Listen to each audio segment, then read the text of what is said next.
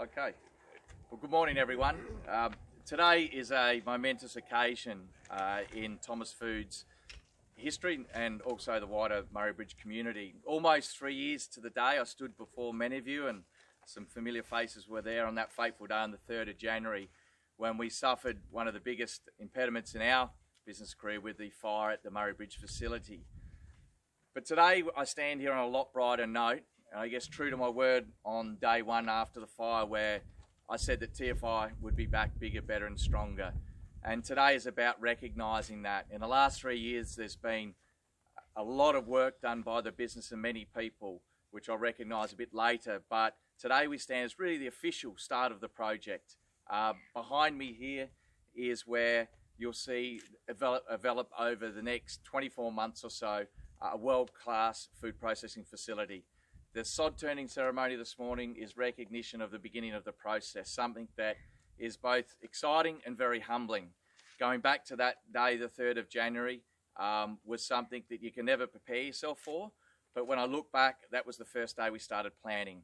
And there's many people to thank, and we've thanked them along the way, but the support that we got from the government, the public sector, the community in those early days is the reason we're able to bounce back here so quickly.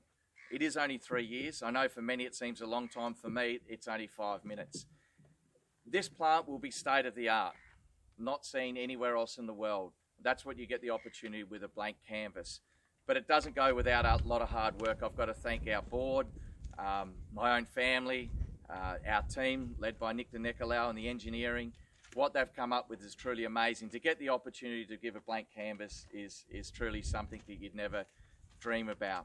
I want to thank the community of Murray Bridge for all those people. They're the ones that have done it just as tough as us, our employees, the many employees that were relocated and have managed to keep our business. We've still been going strong, we've made investments, we've continued to grow, but today's really about Murray Bridge and the excitement for the community. And I guess a project of this size, several $100 million, doesn't go without recognition that one of the pleasing things that I'm happy to announce, and we've made an early announcement, is that the lead contractor in this is Badge, a great South Australian company. I know that many of the contractors that will be working with Badge are South Australian companies as well as local companies.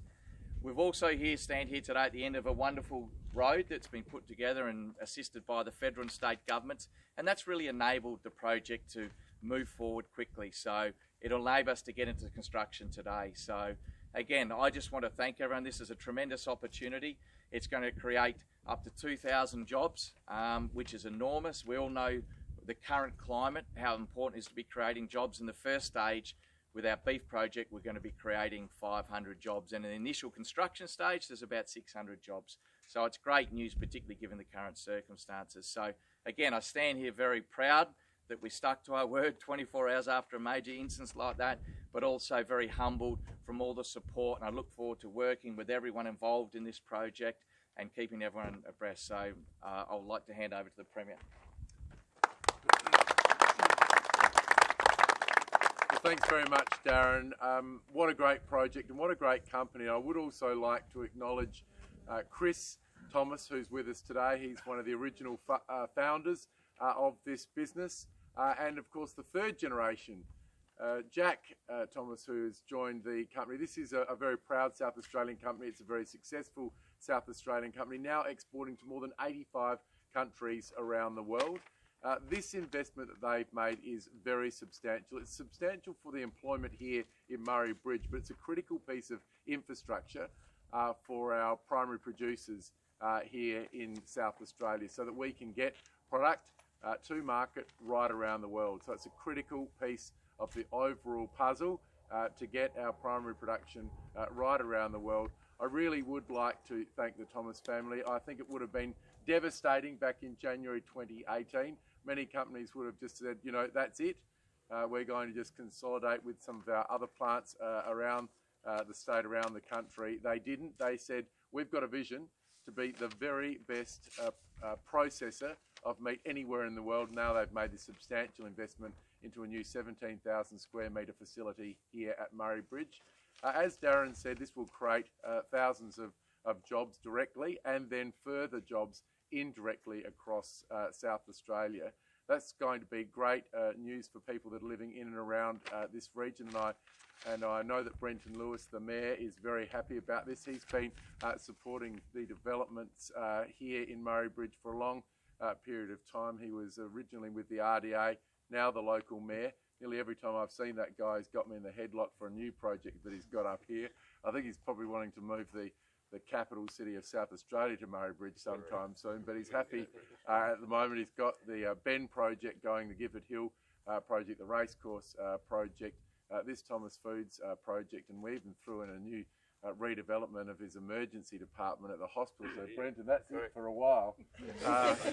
But I'd also like to acknowledge the local members, Adrian Pedrick and Tony Passon, state and federal governments. Another classic example where we've stopped all those fake fights, just working together to advance really important projects. Finally, I would like to say thank you very much to the public servants who have worked on this project. There was a lot of complexity with this. It was led by the team within PERS, and in particular Mehdi Daroudi and Nicole Sincock, and they basically coordinate a whole of government approach to making sure that we could do everything we possibly could to get this project underway for Thomas Foods as quickly as possible. They're a major employer, they're a major exporter, and now they've made a major investment in future employment in this region. So thank you very much to Thomas Foods.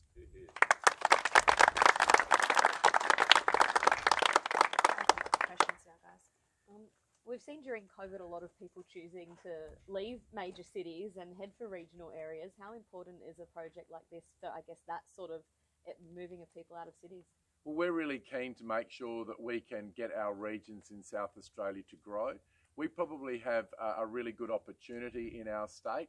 When we look at our largest city, Adelaide, and our second largest city, I think it's the biggest differential between largest and second largest anywhere in the world. There are great opportunities in regional South Australia, but they need our support. And since coming to government, we've been really leaning in on the opportunities to improve educational facilities, improve health facilities, improve roads, eliminate black spots right across regional South Australia, and create opportunities for economic growth. Now, some of that is around our traditional sectors, particularly agriculture and also mining, but some around new sectors like tourism, and our new tourism industry development fund is, or infrastructure development fund, sorry, is a really classic example of where we're partnering with regional communities to try and create as much employment there as possible. We now find ourselves in a situation where we have got skill shortages in regional South Australia. So I think this is a great opportunity for our state and for our regions in particular to attract more people out of cities, capital cities, and from other parts of the country to beautiful regional South Australia. And certainly one of the choice areas to be is right here in Murray Bridge. Good employment opportunities and of course a fantastic local amenity. Does that mean there's going to have to be extra infrastructure in the next 2 years for Murray Bridge to support an expanded population if the workforce is going to be drawn from this local area? Or absolutely. We see Murray Bridge as a great opportunity to grow that regional population. We've been investing very significantly in the hospital and also the school in this local area, and I would really like to thank Adrian Pedrick for the great advocacy he has done for those critical projects. And it's the role of government to try and put that enabling infrastructure into place. Like, for example, with this project, whilst we didn't give money directly to Thomas Foods, we did acknowledge that they needed utilities to come to this site, and they needed an access road. And so that's the role of government, to make sure that we can partner with the private sector, not replace the private sector, but partner with the private sector to get these important projects across the line. Premier, you mentioned the 85 countries that Thomas Foods exports to. I imagine one of them is probably China. How much pressure are you putting on Simon Birmingham to sort of smooth that relationship over? Not just for Thomas Foods, but also for our wine industry that's been hit hard? Yeah, the wine industry in South Australia has been particularly hard hit, but there are other sectors as well. We are dealing with MOFCOM. We would like that new arrangement that's been put in place with regards to additional costs for South Australian producers to be as short a period of time as possible. We're keeping up our relations with China, in particular the Consul General here in South Australia. There's no doubt we've got to support our producers in South Australia. We've got to look for alternate markets. With regards to red meat, we are in a unique position. We've got fantastic product, and we've also got existing supply channels right across the world. And so, the great thing for a company like Thomas Foods, because they have worked very strategically for a long period of time. They have got thousands of employees here in Australia, but also right around the world, 85 countries they're exporting to, and that's just fantastic for this company. In regard to the jobs that are being created here, how many of them are completely new, given that some people would have lost their jobs? I know a lot were relocated to other areas, but... That might be a question for Darren. Thanks, Reed. Look, to answer that, I could say nearly all of them, because what we haven't done, we've managed to maintain our current capacity. So we've increased our plant, so those people have been dispersed. So these jobs really, we're looking to grow. So this will be additional capacity. Some of them will be a replacement of our beef business, because we weren't able to do that, but many of them will be new jobs. And the thing that excites me most about a modern food processing plant is, sure, we need some base labour, food processors, but we need, chemists, we need artificial intelligence programmers, with a facility such as this with all the robotics. So I guess it's the new jobs that are going to be at this side compared to what we have, and that's what I'm most excited about. Are all Does the the jobs, situation with China give you any cause for concern? Is it going to present any challenges for I can tell you about export. 30 years of dealing in export, I've come across many market impediments. China is but one of them, and as part of our strategies, the Premier rightly said, we've looked to diversify our business. We're used to, if you look at the EU protectionism, and that's what the Australian farmer does so well, is able to fight against all the things. We're a free economy here, so we just deal with what we can deal within the four walls. And the China scenario is unfortunate for many people, but it's not something that we're not uncommon to see in markets from time to time. And I think our business model, our strategic approach allows us to diversify where we need. There's no reason for you to think that they've got their eye on Thomas Foods specifically, because I understand with meat processing there's some on, some off. Yeah, look, what I concentrate on is what we can control. So some with a bigger paycheck than myself, we concentrate on what we can do within our four walls. And has COVID presented a particular challenge in bringing this together or delayed the project? No, that's the amazing thing I guess we've been able to do. We're on track. We didn't stop from day one. We're all used to a few more Zoom and Teams meetings these days, so we're able to do it, and that's saying I'm very proud of everyone that's involved in the process. Can I just ask about the jobs that are up for grabs? Are you recruiting for any of them yet? And I guess, are there people out there who should be keeping their eye open? Well, I can tell people now. Can you direct your answers down the middle? Sorry. I can tell you now, I need about 80 positions in Loberthorpe today. So although our jobs will be down the track, the quickest way to get a job here is go and get a job at Loberthorpe. So, but we will. It's going to be one of the bigger challenges. But with our jobs, we're going to look to become an employer of choice. We've got some innovative things. So it's more than just a job that we're looking at here. We're looking at the community. There's all the opportunities we've talked about of moving into a regional community, such as Murray Bridge. So, yeah, they're jobs, but we need jobs today in our plants. So what's the 2,000 jobs? Would you say about 1,500 would be new then, if you said there's the beef? Look, on the completion of the project, yes, around a figure of 1,500. Immediately we need 500 jobs in phase one, and we're already busily working on phase two. Thank you. Question for the Mayor. Certainly. Is that all right? Yeah, happy to answer your question. We talk about 2,000 jobs here, but the infrastructure that's needed in your town to support a project like this, what do you need from the man behind you? Well, the man, Brenton, you're getting a lot. Is this about where I get him in the headlock? Yeah, that's right. Look, the man behind me's been exceptionally good to this community over many years, and he just said today things I've invested in, like our emergency services department at the hospital, which was well overdue but wasn't forthcoming. So they've stepped up to the plate and invested heavily in that. They've invested heavily to help with basic infrastructure so the Thomas family don't have to put in a road to get to a factory they're prepared to build. We're getting that help at the moment. We have Gifford Hill, just as a new suburb of Murray Bridge, it can house 4,000 people. We know where the people can go. We've done the pre-planning. As a council, we're very buoyant, we're very progressive, and I have no doubt that if we come up with the right infrastructure plans, the federal and state government will want to partner with us. They've proven that so far. I can't see that changing in the future. Was the loss of the initial facility a big blow in terms of employment? Did you notice that there was a flat spot in terms of... Oh, definitely. I mean, you can't have a catastrophe such as we had in January 18 and not feel the repercussions of it. Thomas Foods International is our largest employer and will continue to be our largest employer. Just overnight, with their more casual proponent of their workforce, approximately 500 people disappeared from our community over a period of about 4 to 6 weeks. You just can't suck that up. It has a big effect. We've done very well as a community. I'll tell you why we've done well. The words that Darren Thomas said today, he gave us a commitment.